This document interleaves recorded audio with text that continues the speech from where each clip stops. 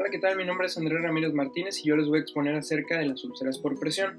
Debemos comenzar haciéndonos la incógnita de qué es una úlcera por presión, ¿no? Y bueno, nos dice que la úlcera por presión va a ser una lesión en la piel y tejidos subyacentes como consecuencia de la compresión producida tanto por la presión como por la fricción o el cizallamiento, o también conocido como estiramiento, entre una protuberancia ósea y pues los tejidos que la envuelven contra una superficie externa, generalmente cuando la compresión es prolongada o sostenida. Dichas compresiones van a reducir el flujo sanguíneo capilar de la piel y los tejidos subyacentes, produciendo en estos isquemia, necrosis y la pérdida de la arquitectura tisular. Bueno, después pasamos al apartado de la epidemiología, donde nos dice que todos los pacientes van a presentar un riesgo potencial de desarrollar una úlcera por presión, aunque son más propensas aquellas personas de edad avanzada y las mujeres y aquellos pacientes gravemente enfermos que por lo general se quedan mucho tiempo en el hospital o encamados. Y bueno, nos habla que el 7.7% aproximadamente de todos los pacientes que permanecen más de 3 semanas postrados en una cama o en un sillón van a desarrollar úlceras por presión, y de estos aproximadamente el 71% son mayores de 70 años. También nos menciona la literatura que hasta el 20% de los ancianos institucionalizados van a padecer úlceras por presión, hablando entonces de un tema bastante prevalente, ¿no? Ahora pasamos al tema de la fisiopatología, donde nos dice que vamos a encontrar 4 factores principalmente que van a ayudar a la génesis de estas úlceras. 4 factores que pues van a ser de suma importancia, como lo son tanto la presión como el cizallamiento o estiramiento de la piel, la fricción y la humedad. Ok, comenzaremos hablando entonces del primer factor, que es la presión. Y nos habla de que la presión va a ser la fuerza de superficie que va a ejercer una superficie, vaya a ser la redundancia, sobre otra. Y vamos a encontrar pues que la presión capilar de los tejidos va a oscilar entre 16 y 32 milímetros de mercurio aproximadamente. Y esto nos dice entonces que presiones arriba de 60 o 70 milímetros de mercurio van a causar daños a las fibras musculares de nuestra piel, lo cual va a provocar a su vez una necrosis, y pues en pacientes que permanecen mucho tiempo encamados siempre van a estar en riesgo prevalente de tener estas presiones, estas úlceras. El segundo factor importante a tratar es la fuerza de estiramiento o fuerza de cizallamiento. Este factor nos dice que se refiere a la fuerza que se ejerce, por ejemplo, cuando nosotros acomodamos al paciente en diferentes posiciones, cuando lo sentamos también, cuando lo subimos de la cabecera de la cama, etc. Entonces nos dice que son fuerzas en donde los vasos sanguíneos se van a estirar. Por ende, se necesita mucho menos presión para que se dañe la piel y para que se dañe el tejido. Como tercer punto vamos a encontrar el de la fuerza de fricción, que nos dice que simplemente nos habla del roce que va a tener la piel del paciente con las sábanas. Y el cuarto punto es el de la humedad, que a su vez causa la maceración de los tejidos y está muy relacionado con aquellos restos de orina o el sudor, entre otros. Y en el caso de que no se tenga una buena higiene del paciente, pues va a provocar principalmente estas maceraciones, ¿no?, producidas por la humedad. Algunos autores también comentan factores importantes como lo pueden ser las condiciones generales del paciente, como enfermedades bases, la nutrición, etc. Estos factores van a favorecer la creación de las úlceras por presión. Después encontramos la parte de clasificación de las úlceras por presión, donde nos dice que las úlceras por presión se van a clasificar principalmente en 4 categorías, o también llamados estadios. La categoría 1, que es el enrojecimiento, que no palidece a la presión y la piel permanece prácticamente intacta. En la categoría 2 o estadio 2 es la pérdida del espesor parcial de la piel o la creación de ampolla. En la categoría 3 encontramos la pérdida del grosor completo de la piel, lo cual va a producir que se visualice el tejido graso. Y en la categoría 4 pues encontramos la pérdida del tejido hasta visualizar el daño al músculo o incluso al hueso. Ahora hablaremos sobre la localización y nos menciona la literatura que pues vamos a tener localizaciones específicas para la aparición de dichas úlceras, pero van a estar presentes principalmente en las salientes óseas, localizándose principalmente en el sacro, en las tuberosidades isquiáticas, pues en la escápula también, en los codos y en el talón principalmente. Sin embargo, estas se pueden presentar en otras localizaciones dependiendo de la postura del paciente. Después pasamos al tema de factores de riesgo y nos hacemos la incógnita también sobre qué factores de riesgo realmente existen para que se den estas úlceras por presión, ¿no? Entonces, como primer factor vamos a encontrar la inmovilidad.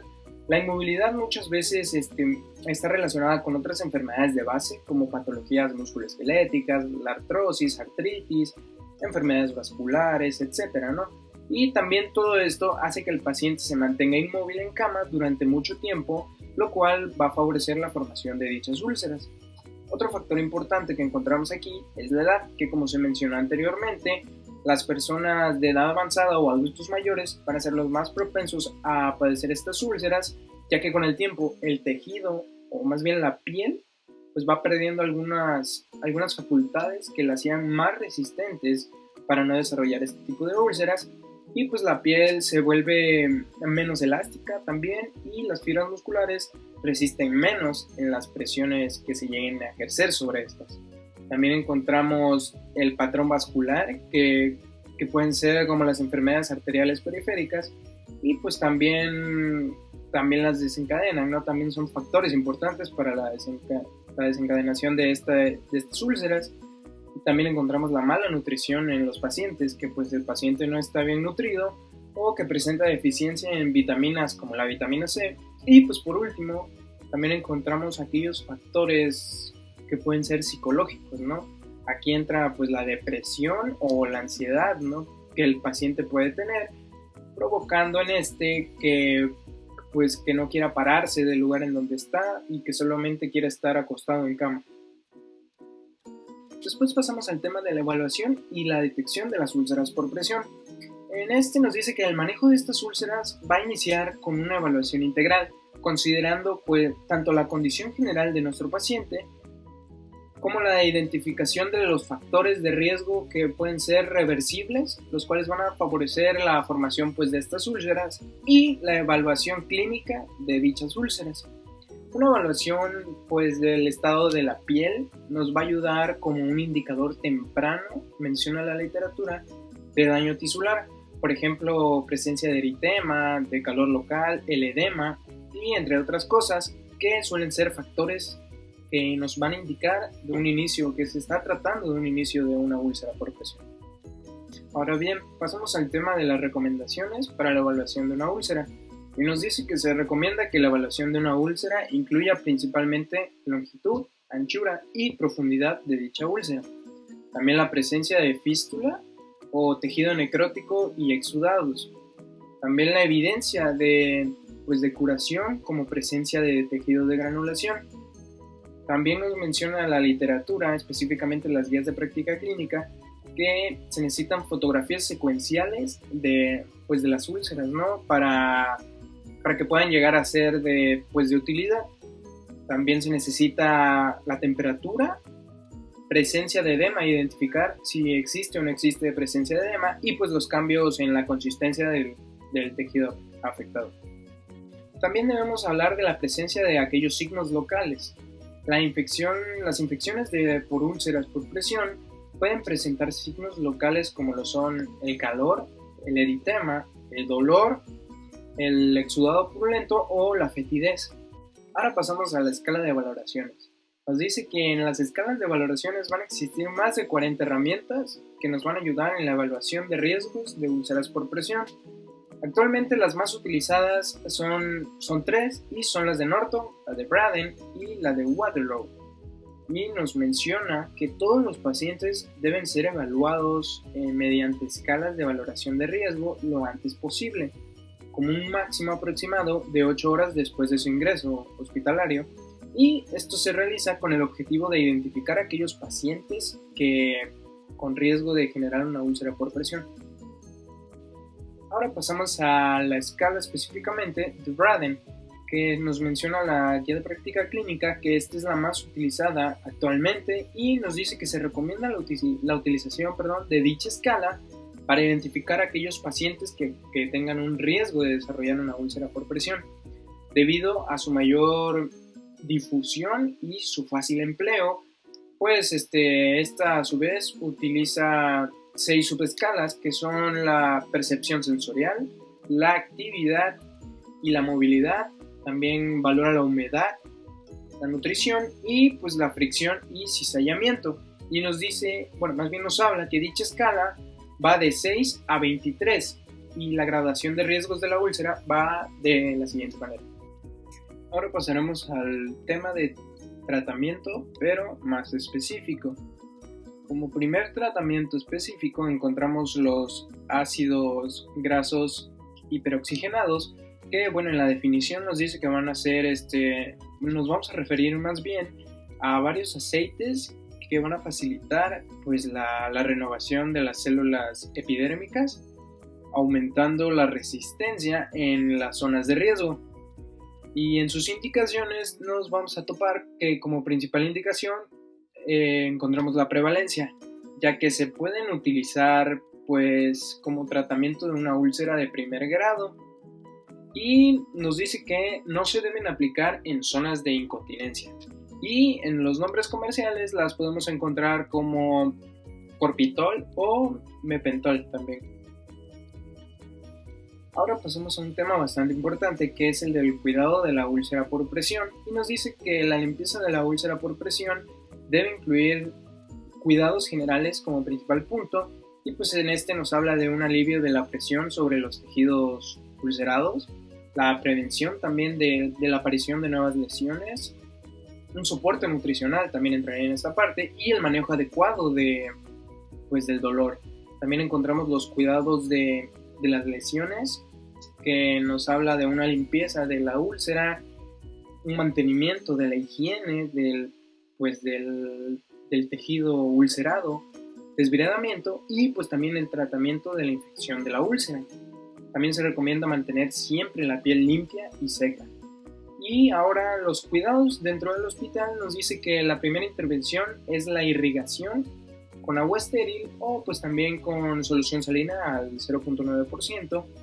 Y los cuidados en el domicilio, si nos dice que si no es factible este tipo de soluciones, claro, como la solución salina al 0.9%, pues se debe utilizar agua que usualmente se usa para beber.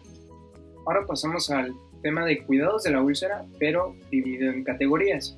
Nos dice que la categoría 1, pues en las úlceras de categoría 1, como principal punto, los cuidados generales deben incluir aliviar la presión de la zona afectada, el uso de medidas locales, los cuales disminuyen a la presión y que reduzcan la fricción.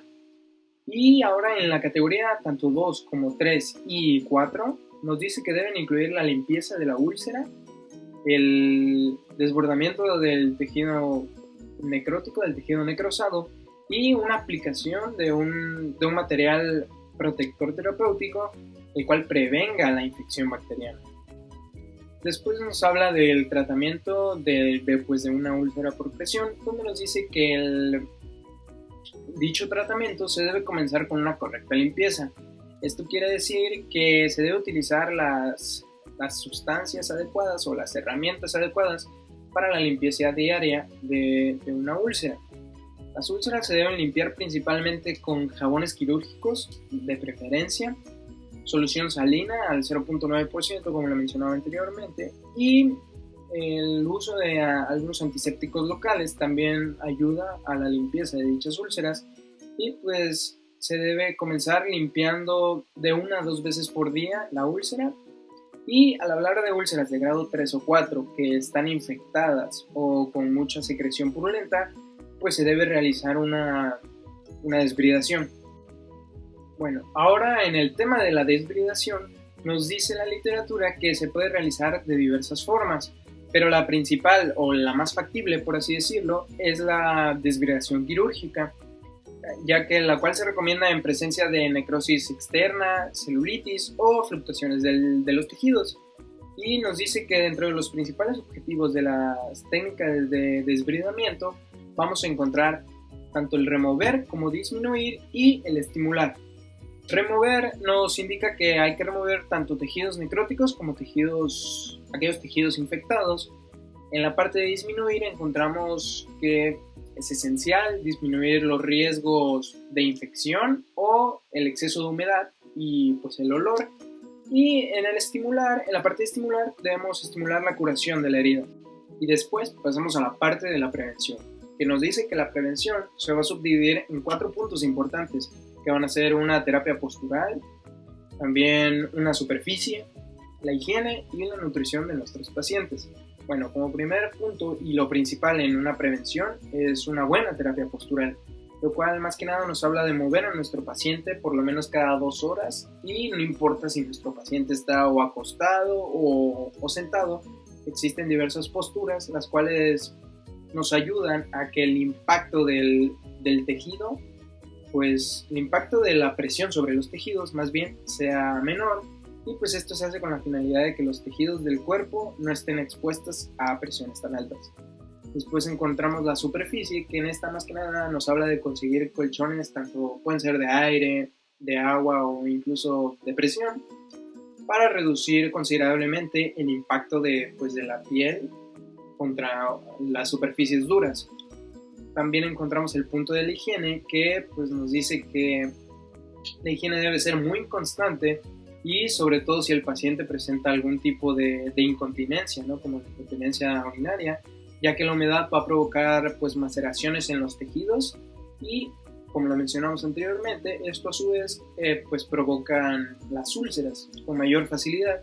Y por último tenemos el punto de la nutrición, que nos habla que se debe nutrir de una buena manera, correctamente a nuestro paciente, ya que muchas veces presenta deficiencias de vitaminas o de minerales, como lo mencionábamos también con anterioridad, por lo que no logra, pues metabólicamente hablando, hacer que las úlceras cicatricen correctamente. Ahora pasaremos al tema de tratamiento, pero más específico. Como primer tratamiento específico encontramos los ácidos grasos hiperoxigenados, que bueno, en la definición nos dice que van a ser, nos vamos a referir más bien a varios aceites que van a facilitar pues la renovación de las células epidérmicas, aumentando la resistencia en las zonas de riesgo. Y en sus indicaciones nos vamos a topar que como principal indicación encontramos la prevalencia, ya que se pueden utilizar pues como tratamiento de una úlcera de primer grado, y nos dice que no se deben aplicar en zonas de incontinencia. Y en los nombres comerciales las podemos encontrar como Corpitol o Mepentol también.